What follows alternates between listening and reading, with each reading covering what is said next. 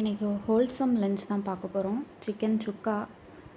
First chicken சுக்கா பண்ணுறதுக்கு chicken boneless எடுத்திருக்கேன். சின்ன வெங்காயம் கட் பண்ணி வச்சுக்கலாம். வதக்கிறதுக்கு மசாலுக்கு தனியாக சீரகம், சோம்பு, மிளகு, 5-6 காஞ்ச மிளகா எடுத்து வச்சுருக்கேன். அதை நல்லா ட்ரை ரோஸ்ட் பண்ணிவிட்டு கருவேப்பிலை கொஞ்சம் சேர்த்து வதக்கிக்கலாம், வறுத்து எடுத்துக்கலாம். கொஞ்சம் கலர் மாறுற வரைக்கும் வதக்கிக்கலாம். பருப்பு குழம்புக்கு பார்த்திங்கன்னா சிறுபருப்பு தான் எடுத்திருக்கேன். பருப்போட மஞ்சள் தூள், பெருங்காயத்தூள், சீரகம், சின்ன வெங்காயம், பூண்டு, ஒரு மீடியம் சைஸ் தக்காளி, ஒரு சின்ன பச்சை மிளகா போட்டு வேக வச்சுக்கலாம்.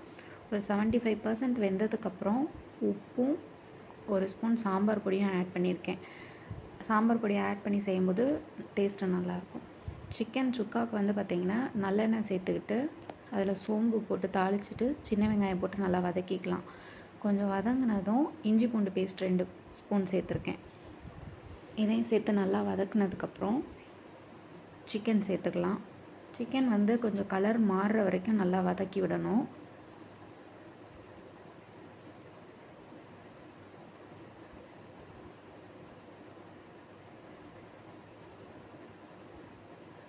சிக்கன் சேர்த்துட்டு நல்லா வதங்கினதுக்கப்புறம் நம்ம அரைச்சி வச்சுருக்கோம் இல்லையா, அந்த மசால் ஒரு தேவையான அளவு காரத்துக்கு ஏற்ப சேர்த்துட்டு நான் 2 ஸ்பூன் மட்டன் மசாலாவும் சேர்த்துருக்கேன். டீஸ்பூன் வச்சு தான் சேர்த்துருக்கேன். 2 டீஸ்பூன் மட்டன் மசாலாவும் சேர்த்து நல்லா வதக்கிட்டு தண்ணி ஊற்றி வேக வச்சுக்கலாம்.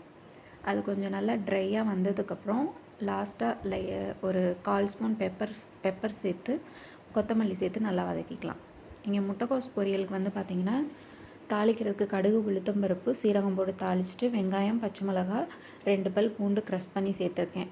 அதை வதக்கிட்டு முட்டைக்கோஸ் சேர்த்து தண்ணி ஊற்றி உப்பு போட்டு வேக